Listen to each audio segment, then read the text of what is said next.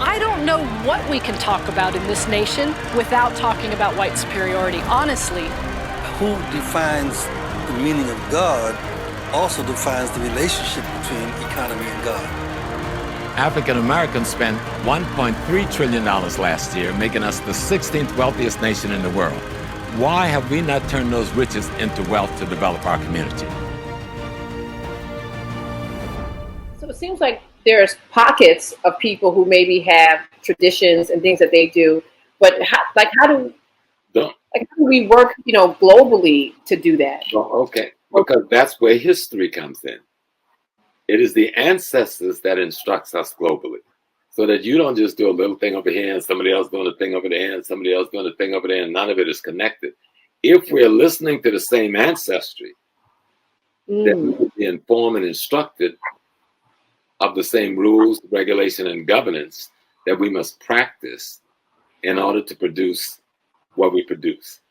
We're in a world where the concept of family is in question.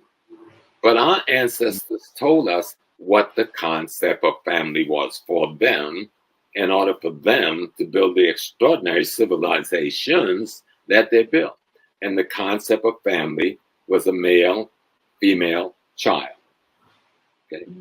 That male and female came together and recreated themselves. See, Haru isn't some special little brother who's the hero and the warrior. Haru is the next level towards eternity of his mama and his daddy. He is them going forward.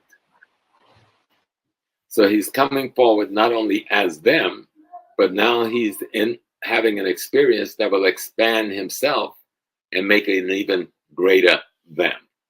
But without that mother and father, the ancestors, Haru doesn't exist.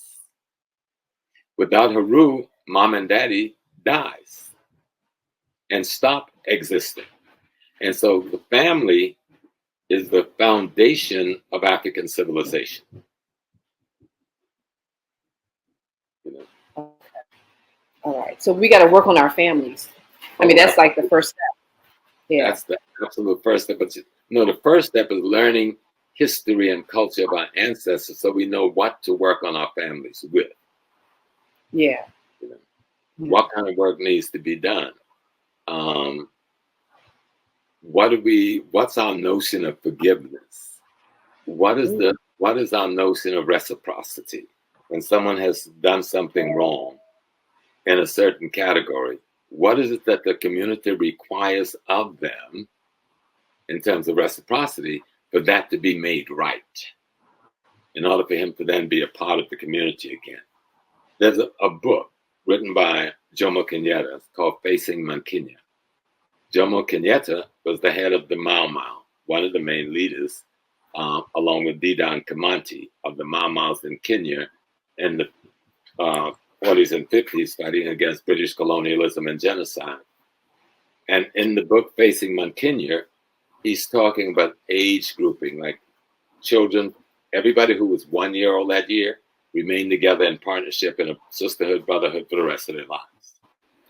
When that group of children got to be 13, they started going through a certain rites of passage process to teach them how to take on the responsibilities of adults in that community by learning the culture, meaning the principles and the rules that govern the behavior, that form the character, that build the society that they lived in.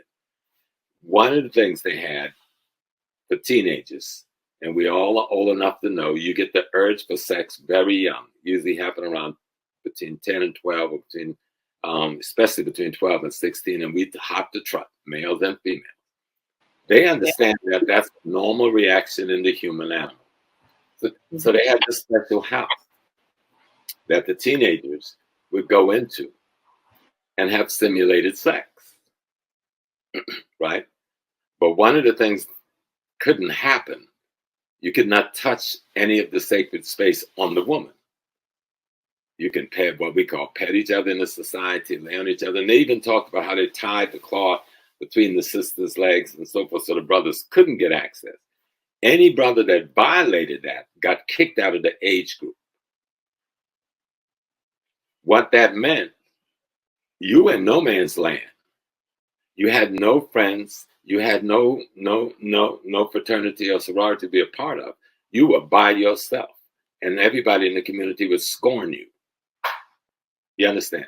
You couldn't be, if you were 13 and you did that, and you got kicked out of that grouping in the village, you couldn't go to the grouping who was 12 or 14 or 15. You were in no man's land, by yourself. Not a part of the community, not a part of the civilization. Who wants to be there? You understand? That may seem like a little thing. In other cultures, like if we looked at the Yoruba, when girls got to be, and in almost all African cultures, a certain age, and boys got to be a certain age, they were taken into the forest, but not just to run around in the bush. They were being trained on how to be and how to behave as responsible adults. So that when they came back to the village after a year or two, you know, we have the Poro Society, the other societies in Liberia and Sierra Leone, where this goes on right now to this day.